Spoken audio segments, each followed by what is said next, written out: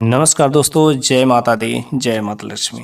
जैसा कि हम सभी को पता है कि 2022 की तरह इस बार 2023 में भी धनतेरस और दिवाली बड़े ही धूमधाम से मनाए जाएंगे। और इस बार के जो धनतेरस पड़ा है, इस बार के धनतेरस के दिन जो है बहुत ही दुर्लभ और सगुण संयोग बना। इसलिए मैं चाहता हूं कि आप जो इस बार का धनतेरस के दिन आज के इस वीडियो में जो मैं उपाय बताने जा रहा हूं, इस उपाय को जरूर ही करिएगा। यदि आपके घर में किसी भी प्रकार की चल रही परेशानी हो तो इस दिन जो है उस परेशानी का खत्म हो जाएगा अगर इन उपायों को कर लेते हैं।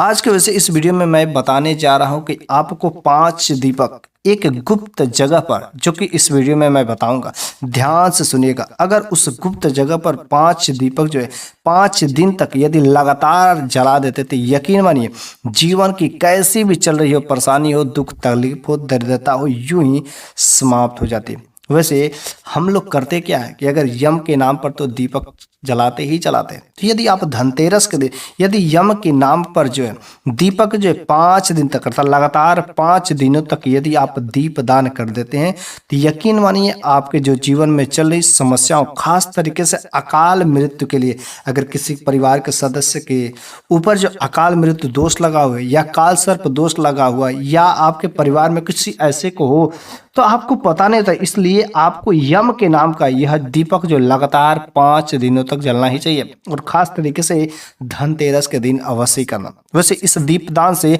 अकाल मृत्यु हो, काल सर्प दोष हो या जीवन में चले कुछ ऐसी जो जटिल समस्याएं हैं उसका भी छुटकारा हो जाता है। वैसे दीपक आप चाहें तो तिल का तेल का जला सकते हैं, कोई फली हो उसका तेल जला सकते हैं, सरसों के तेल का जला सकते हैं या कोई भी आप तेल का जला सकते हैं। जैसा भी आपका सामर्थ्य हो, अपने सामर्थ्य के अनुसार जो है दीपक जलाते हैं। लेकिन क्यों जलाते हैं और दीपक क्यों जलाया जाना चाहिए? आप यदि जन्मों की जो कंगाली हो, जन्मों की दरिद्रता हो तो सारे के सारे चीज़ें खत्म हो जाते हैं। लेकिन इस दीपक जलाने के पीछे एक बहुत ही सुंदर कथा है। ध्यान से उस कथा को सुनिएगा ताकि आपको भी पता चल सके आखिर दीपक क्यों जलाया जाता है, दीपक जलाने के फायदे क्या होते हैं। तो एक बार की बात है कि एक राजा थे जिनका नाम था हंसराज। और वह राजा अपने सैनिकों के साथ, अंगरक्षकों के साथ जो है जंगल में शिकार करने के लिए जाते हैं। लेकिन जब जो जंगल में शिकार करते रहते तो अचानक उनका साथ जो अपने अंगरक्षकों से, अपने सैनिकों से, सिपाहियों से छूट जाता है और वह अकेला रह जाते और जंगल में भटक जाते हैं। और वो जंगल में भटकते भटकते जो है एक दूसरे राज्य में पहुंच जाते हैं, जिस राज्य के राजा का नाम था हेम राजा।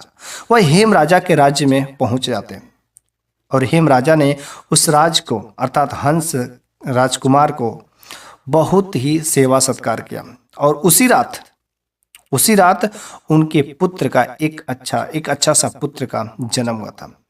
तो हंसराज को हेम राजा ने कहा कि यदि आप यहाँ पर आए हैं तो आपके तो खातिरदारी में किसी प्रकार की कोई कमी नहीं होगी, लेकिन यदि मेरा बच्चा का जो जन्म हुआ है, बच्चे के छठे तक यदि आप रुक जाते तो बड़ी अच्छी होती। बस हंसराज ने वहाँ पर रुका हेमराज के राज्य में। वहाँ पर बड़ी ही उनकी खातिरदारी हुई, सब कुछ किया। बच्चे का जब छठा दिन था तो छठे दिन जब छठा उनका मनाया जा रहा तो वहाँ पर उस समय जो एक देवी प्रकट होती। जब वह देवी प्रकट होती तो देवी ने कहा उस राजा से कि देखो राजन, ये बच्चा आपको मिला है, बड़ी अच्छी बात है, लेकिन इस बच्चे के भाग में अपशगुन है। उसने कहा क्या देवी?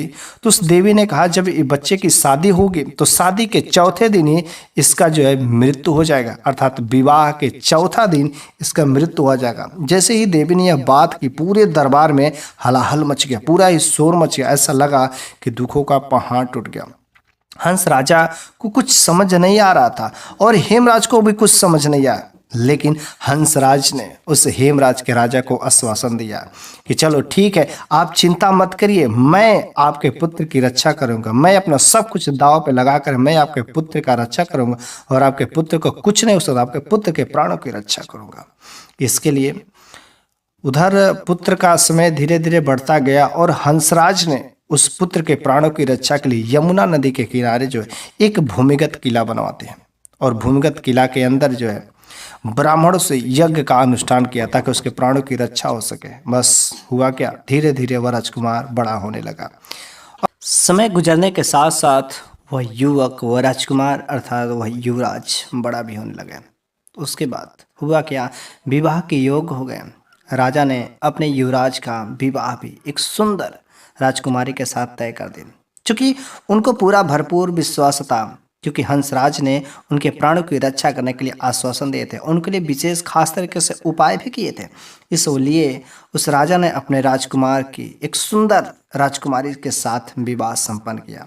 विवाह होने के ठीक चौथे दिन बाद यम के दूत आ ही गए। अभी तो उस राजमहल में, उस राजघराने में मांगलिक समारोह चल ही रहे थे कि तब तक अचानक जोरदार आवाज, एक दुख का पहाड़ टूट पड़ा। क्योंकि यम के दूत जब आ गए तो इन सारे के सारे माहौल को देख करके, सारे के सारे मांगलिक कार्यक्रम देख करके वे भी थोड़े से अचंभित हो ही गए कि आखिर इस शुभ घड़ी में इतना अचंभित अवस्था में कैसे हम इसके प्राणों को ले जा सकते हैं। यमदूत भी कुछ समय विचलित हुए, लेकिन क्या करेंगे, ये तो सृष्टि का नियम है, जो नियम बनाया उसे तो करना ही पड़ेगा। बस यमदूत उनके प्राण को लेकर के चल दिए। जैसे प्राण पखेरु उड़ गए, अचानक उसमें पूरा हलाहल मच गया, शोर शराबा यूं ही होने लगा। लेकिन इतना अधिक दुख की स्थिति देख करके उन यमदूत जो थे उनके भी अंदर थोड़ी सी दया उमड़ पड़ी, लेकिन क्या करें, वे भी बेचारे कुछ नहीं कर सकते। लेकिन जब यमदूत उनके प्राणों को ले जा करके यमराज के पास गए तो बड़े ही दुखी अवस्था में बोले कि महाराज, आज तक मैंने इतने सारे प्राणों को पखेरु उड़े, मतलब प्राणों को लिए, लेकिन कभी इतना दया नहीं आया जितना कि इस हेमराज के पुत्र को मैंने प्राणों का हर लिया। मुझे ये ठीक नहीं है। तो यमराज ने भी कहा, मुझे भी इसकी स्थिति को देख करके मुझे बहुत ही दया आ रही है, लेकिन क्या करें, हम लोग कुछ नहीं कर सकते। तो यमदूतों ने यमराज से पूछा, महाराज, क्या आप कोई ऐसा उपाय नहीं बता सकते कि जिससे अगर व्यक्ति के जीवन में अकाल मृत्यु लगा हो, काल सर्प दोष लगा हो, क्या कुछ ऐसा तरीका नहीं है जिससे उसको टाला जा सकता है? तो यमराज ने कहा, जरूर है, लेकिन अगर उसे कोई सही तरीके से करे तब तो, वरना उसको तो मृत्यु को आना ही आना है। लेकिन अगर इन उपायों को करता है तो जरूर अकाल मृत्यु तो टल ही जाती है। तो यमराज ने क्या कहा, ध्यान से सुनिएगा। इस सृष्टि के नियम को तो वैसे टालना बड़ा ही मुश्किल है, लेकिन अगर अकाल मृत्यु हो तो जरूर ही अकाल मृत्यु से छुटकारा मिल जाता है। तो यमराज ने कहा, सुनो ध्यान से, यदि जब धनतेरस पड़ता है साल भर में, दिवाली के पहले 2 दिन पहले धनतेरस का जब दिन पड़ता है, अगर कोई व्यक्ति धनतेरस के दिन का पूरा दिन व्रत करता है तथा यमुना नदी के किनारे, यमुना नदी के किनारे यम की नाम का यदि 13 दिन लगातार 13 दीपक यदि जलाता है, 13 दिन नहीं, 5 दिन लगातार 13 दीपक यदि जलाता है तो उसके अकाल मृत्यु भी टल जाती है। ध्यान से सुनिए, धनतेरस के दिन व्रत करके लगातार 5 दिन यमुना नदी के किनारे अगर 13 दीपक लगातार 5 दिन तक जलाया जाता है तो अकाल मृत्यु भी टल सकती है। लेकिन अगर इस उपाय को यमुना नदी के किनारे नहीं कर सकते तो आप जो घर पर भी कर सकते हैं। शाम के समय में यम के नाम से यदि दीपक जलाते हैं तो कैसे भी अकाल मृत्यु टल ही जाती है। इस काम को लेकर के दीपक धनतेरस से लेकर के जब तक दिवाली अर्थात लगातार 5 दिनों तक, भैया दूज तक यदि लगातार यम के नाम का दीपक यदि जलाया जाता है तो काल सर्प दोष हो, अकाल मृत्यु हो, कैसे भी हो, दोष उनके जीवन से खत्म हो जाती है। यहाँ तक कि पितृदोष भी प्रसन्न जो रहते, पितृदोष भी वो भी समाप्त हो जाते हैं। उनके पितृ जो क्या होते हैं, प्रसन्न होते हैं। यदि अपने घर के दक्षिण दिशा में यदि इस दीपक को जलाया जाता है तो ऐसा माना जाता है कि वह पितरों का दिशा होता है, शमशान का दिशा होता है। और दक्षिण दिशा में दीपक जलाने से जो आपके पितर रहते हैं, आपका घर परिवार का कोई सदस्य है जो मर गया है अकाल मृत्यु की वजह से, उसके आत्मा को शांति नहीं मिले, तो दक्षिण दिशा में जलाने से लगातार 5 दिनों तक उसके आत्मा को शांति मिलती तथा आपके पितर जो है प्रसन्न होते हैं। साथ ही साथ इसके यदि आप चाहते हैं कि माता लक्ष्मी की भी विशेष कृपा बनी रहे तो आप जो अपने घरों में, क्योंकि घरों में अलग अलग जगह पर अलग अलग स्थान होता है, धन का स्थान होता है, लक्ष्मी का स्थान होता है, वाहन का स्थान, अलग अलग जगह पर अलग अलग स्थान होता है। उन अलग अलग जगह पर तो अवश्य ही जलाना चाहिए दीपक। धनतेरस के दिन भी दीपक जरूर ही जलाना चाहिए।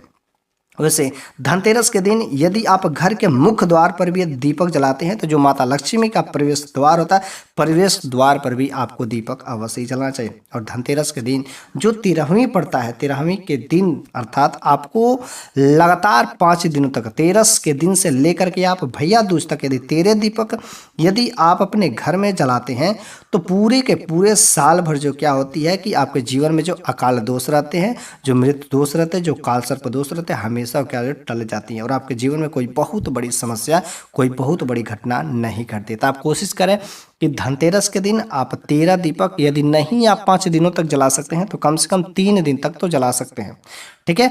लेकिन अगर आपके पास सामर्थ्य है तो धनतेरस से लेकर के 2 दिन जो दीपावली और भैया दूज, ये पूरा का पूरा 5 दिनों तक ये कार्यक्रम होता है और 5 दिन तो लगातार यदि 13 दीपक यदि आप जला देते हैं तो यकीन मानिए आपके जीवन में जो काल सर्प दोष होता है, अकाल मृत्यु दोष भी ये सारे के सारे कट जाते हैं। इसके साथ ही साथ आपको अनेक प्रकार के ऐसे भी कुछ जो फायदे मिलते हैं, जैसे आपके घर में कोई ऐसा व्यक्ति जो मानसिक का शिकार रहता है, उसका मानसिक जो क्षमता स्वस्थ नहीं रहता, पागलपन का शिकार रहता है, उसके साथ ऐसी कुछ नकारात्मक शक्ति या पितृदोष लगा हुआ, कुछ ऐसी वैसी घटनाएं उसके साथ हो रही, तो अगर आप इस प्रकार के 13 दीपक यदि जलाते हैं तो अवश्य उसके भी स्थिति में सुधार होने को मिलती है। खास तरीके से अब हम लोग जो धनतेरस और दिवाली का दिन आ रहा है, तो धनतेरस और दिवाली के दिन हम लोगों के लिए बहुत दुर्लभ संयोग बना। तो इस दिन जो है किसी वृक्ष के नीचे भी यदि आप लगातार जलाते हैं तो बड़ी अच्छी बात है।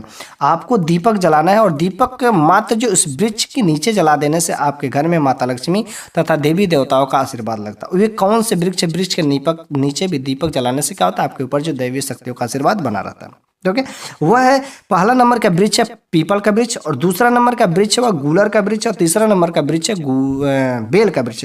तो आपको इस धनतेरस और दिवाली पर क्या होता है, पीपल के वृक्ष के नीचे नहीं आपको दीपक जलाना है, लेकिन गूलर और बेल के वृक्ष के नीचे अवश्य क्या करना चाहिए, दीपक जलाना चाहिए। क्योंकि गूलर का जो वृक्ष होता है साक्षात जो भगवान विष्णु ने नरसिंह के रूप में इसको गूलर के वृक्ष को आशीर्वाद दिया था, वरदान दिया था कि तुम जन कल्याण के लिए काम आएगा। तो यदि आप गूलर के वृक्ष के नीचे आप जो एक दीपक जलाते हैं धनतेरस से लेकर के दिवाली तक, शाम के समय में अर्थात संध्या काल में यदि आप दीपक जलाते हैं तो अवश्य भगवान विष्णु की विशेष कृपा आपके जीवन पर पड़ती है तथा साथ ही साथ माता लक्ष्मी भी आपके घर में प्रवेश करती है। दूसरा, यदि आप बेल वृक्ष जिसमें भगवान पूरे वृक्ष में जो भगवान शंकर का जो प्रिय वृक्ष है, क्योंकि भगवान शंकर को इसके पत्ते अर्पित किए जाते हैं और भगवान शंकर बहुत ही जल्दी प्रसन्न हो जाते हैं, तो यदि आप बेल वृक्ष के नीचे यदि आप दीपक जलाते हैं तो भोले बाबा तथा माता पार्वती की विशेष कृपा इनके जड़ों से आपको मिलती है और आपके जीवन में खुशहाली ही खुशहाली आती है। इसलिए आपको दीपक तो जलाना है। तो मैंने कई सारे उपाय बताए, दीपक कहाँ कहाँ पर जलाना, घर के मुख्य द्वार पर जला सकते हैं, घर के पूजा मंदिर में जला सकते हैं, घर के दक्षिण दिशा में जला सकते हैं, घर के उत्तर दिशा में जला सकते हैं। लेकिन आप जो 13 दीपक जलाने की बात की गई, घर के किसी भी स्थान पर यदि आप पूजा घर में जलाना चाहते हैं तो पूजा घर में ही आप जला दीजिए। यम के नाम के दीपक जो खास तरीके से दक्षिण दिशा में यदि जलाते हैं तो भी कोई बात नहीं है। यदि आप जो लगातार जो 13 दीपक की मैं बात करूँ, 13 दीपक 5 दिनों तक जलाते हैं तो इसके विशेष ही लाभ मिलते हैं, ठीक है। इसके साथ जो है आप जो वृक्ष के नीचे भी मैंने दीपक जलाने के उपाय बताए थे। अगर धनतेरस और दिवाली के दिन माता लक्ष्मी तथा भगवान विष्णु का विशेष रूप से आप कृपा प्राप्त करना चाहते हैं तो आप बेल के वृक्ष के नीचे या गूलर के वृक्ष के नीचे दीपक अवश्य ही जलाएं। कुछ लोग ऐसा भी मान्यता के अनुसार कहा जाता है कि कुछ खास जो त्यौहार होते हैं, खास दिन में मात्र इन वृक्षों को छू लेने से भी आपको बहुत ज़्यादा लाभ मिलता है, आपके साथ में दैवी शक्तियों का वास होता है। तो मेरे प्यारे सभी दर्शकों, आज के इस वीडियो के माध्यम से मैंने आपको दीपक जलाने के कुछ खास नियम बताए हैं, कुछ खास जरूरी कार्य है जो आपको करना ही करना चाहिए। आपके साथ में सकारात्मक शक्तियों का वास होगा और आपके घर में जो नकारात्मक शक्ति जो लंबे दिनों से प्रवेश बना करके रखी चुके स्थायी निवास बना ली, उनका जो छुटकारा हो जाएगा और आपके घर में दिन दूनी रात चौगुनी वृद्धि होना शुरू हो जाएगी।